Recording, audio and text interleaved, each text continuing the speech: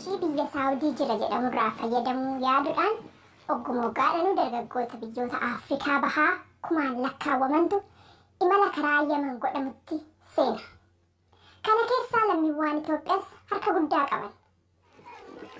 As viidiyoo kana keessatti mul'atan kun lammiiwwan Itoophiyaa imala kanatti seenan yeroo karaa Jibuutii qaxxaamuran bidiruu isaan eegaa turtetti fe'aman. Isaa hamaadha. Nyaanni gahaan hin jiru. Bishaan shawashawoo jedhuu fi daabboo guyyaatti itti darbamtu xinnoo qammasaatii. Karaa dadhabsiisaa balaadhaan guutame kana darbanii biyya waraanaan bittinnoofte Yaman gahuu isaaniitiin gammadan baay'een isaan immoo daangaratti qabamanii gara bakka irraa dhufanitti darbaman.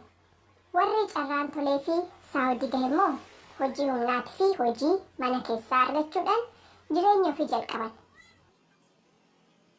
Kaan garuu Yaman keessatti uguramanii dararaa guddaan isaan irra gaha. Akkuma beekamu Awurooppaan godaantota irraa fuula erga garagalfattee bubbulteetti. Itoophiyaan deeggarsa Awurooppaatiin namoota godaantota deddeebisan irratti to'annaa cimaa geggeessitee jirti. Haa ta'u malee hidhamuu namoota karaa seeraan alaa deddeebisaa turanii kun haala jiru ittuu hammeesseeraa jedha gabaasni AP.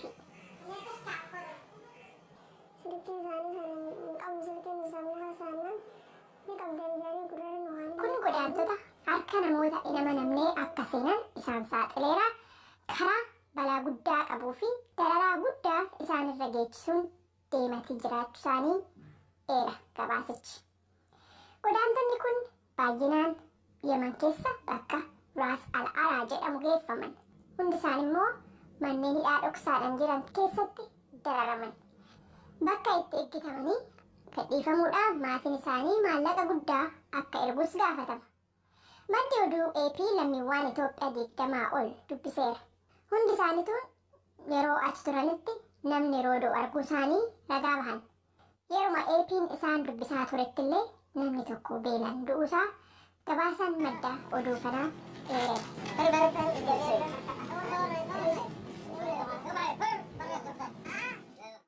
Dargaggeessi kun guyyaa 11 harki isaa lamaan akka itti hidhamee ture agarsiifata. Booda maatiin isaa jaraaf $2,600 erga ergee fi booda gadhiifamuusaas dubbata. Shamarreen tun immoo jarri seeraan ala namoota biyyaa baasan kun akkuma bidiruurraa buuteen ishii fudhachuu dubbatti. Irra deddeebi'anis na gudeedatti turanii jetti. 7 guutuu. Sanbooda jireenyatti mana tumanii irraandisanii sanbooda hanga 15 fayyadamanii 15 booda ifumarraa qonqoolutti hin kannaan akkanumatti rakkaasan booda dhibamnaan irraan qayyabsa.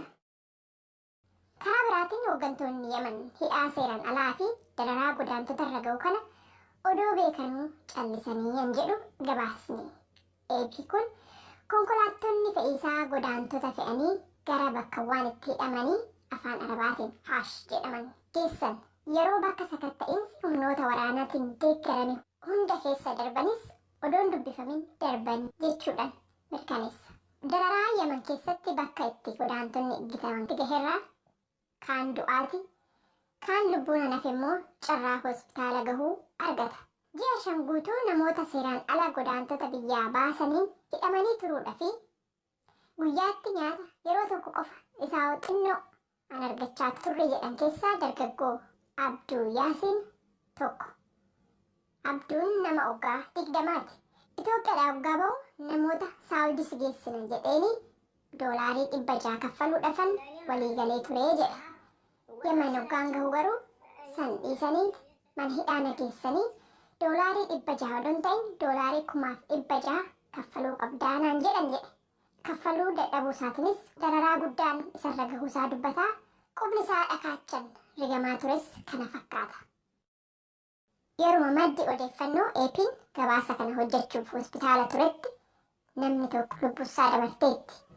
Egaan bu'aa ba'ii fi dararaan kun akkuma jirutti ta'ee godaansi biyyoota gaafa Afrikaa irraa gara Yaman godhamu godaansota akkuma addunyaatti godhaman hunda caalaa saffisaan dabalaati jira. Akka dhaabbanni godaantota addunyaa IOM jedhutti bara 2018 qofa godaantota 100,000 fi 50tu Yaman seene. Lakkoofsi kun hambara san duraa jechuunis hambara 2017 harka 50 caala. Bara kana immoo san caala'uu deemuuf deemaa jedhamee tilmaamama. Amma ji'a fulbaana darbee kana qofatti namoonni 100,000 fi 7,000 Yaman gahuu isaanii mirkaneeffadheeraan jedhu dhaabbanni IOM. Godaansi dhaabbanni kun bira hin geenye kumaan lakkaawwamamu kaanis jiraachuu danda'a jechuudha yaadachiisa. Ani Tigisti Gammeetii nagahan.